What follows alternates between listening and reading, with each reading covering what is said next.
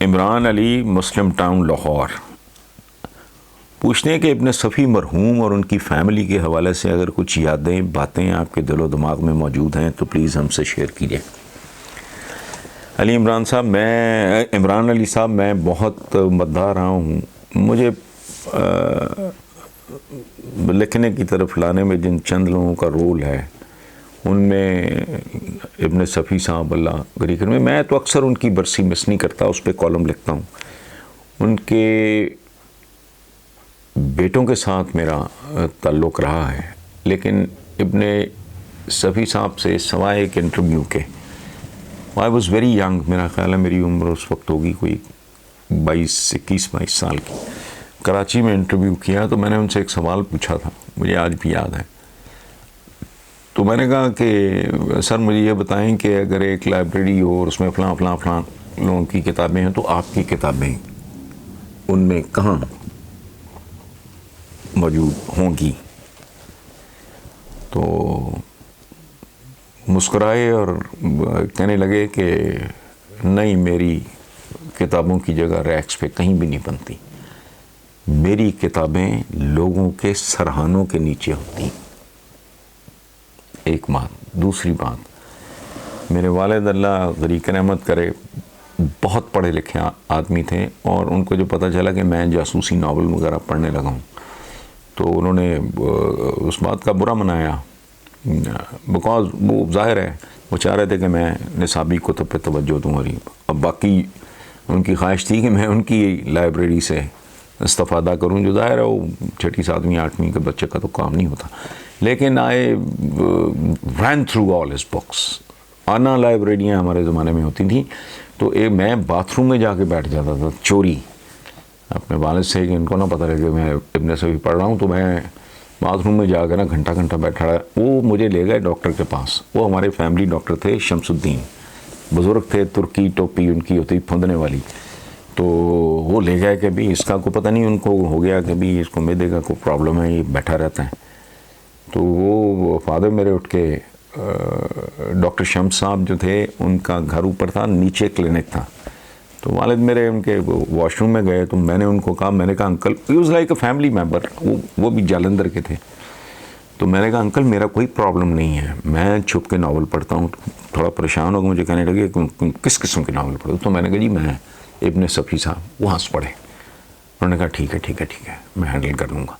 انہوں نے میرے والد کو بہلانے کے لیے مجھے کوئی ایک آدھ اہم ہی کوئی میٹھا سا کوئی شربت پکڑا دیا۔ سو ابن صفی صاحب کو میری تو اوقات مجال نہیں ہے کہ میں اپنے محسنوں میں سے ایک جو ہیں ان کے بارے میں کوئی بات کروں، سوائے اسے ایک ملاقات کے جو کراچی میں ہوئی، یا ان کے بیٹے کے ساتھ میرا رہا انٹریکشن۔ ایک بیٹے کی غالباً ڈیتھ ہو چکی ہے، لیکن بہرحال میرے تو وہ محسنوں میں سے ایک ہے۔ میں نے ایک بار ایک جملہ لکھا تھا کہ پتہ نہیں کس حوالے سے، مجھے حوالہ یاد نہیں، کہ آنسوؤں پہ تیرتا ہوا کہہ کہا، یہ سوال ایسا ہی ہے، حالانکہ یہ سوال ہے نہیں، وہ خود بھی لکھ رہے ہیں۔ یہ راولپنڈی سے ہے، اور سوال نہیں ہے، بات کی ہے محمود الحسن صاحب نے۔ وہ لکھتے ہیں، میرے دادا مرحوم کا تعلق جالندھر کی بستی شیخاں سے تھا۔ میری فیملی آپ کو گھر کے فرد کی طرح سمجھتی ہے۔ میری والدہ اتنی پڑھی لکھی نہیں، پھر بھی جیو پر آنے والا ہر پروگرام بڑے شوق سے بلا ناغہ دیکھتی ہیں۔ میرا کوئی سوال تو نہیں، بس اتنا ہی عرض کرنا تھا۔ یہ 1000 سوالوں پہ بھاری ہے محمود صاحب، تھینک یو ویری مچ۔ اپنی والدہ کو میرا دست بستہ سلام پیش کریں،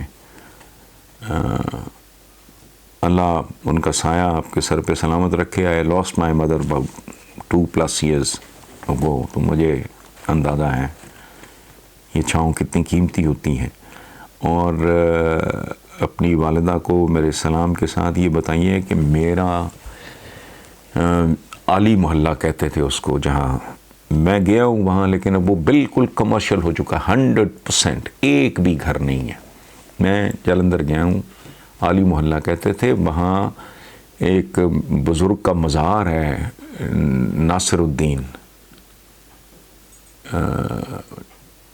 ان کا مزار ہے، اس کے قریب کہیں تھا ہمارا گھر. اب وہ چونکہ سارا کمرشل ہو چکا ہے. میری والدہ نے مجھے سمجھایا تھا but I could make it because وہ ٹوٹل سارا کچھ تبدیل ہو چکا ہے. اچھا، باقی ہم بیسیکلی تو 3 شہروں سے ہم نے مائیگریٹ کیا تھا، جالندھر، امرتسر اور لدھیانہ. سو اگر میرے لیے بہت بڑا اعزاز ہے اگر آپ کی فیملی مجھے گھر کے فرد کی طرح سمجھتی ہے، تو اپنی والدہ کو کہیے کہ میں بھی ان کا ایج کے حساب سے میں ان کا بھائی ہوں، ان کا بیٹا ہوں. اللہ آپ کے خاندان کو اپنی امان میں رکھے. یہ 3-4 لائنیں میرے لیے ایسے ہی ہے جیسے آنسوؤں پہ تیرتا ہوا کہا. Thank you very much.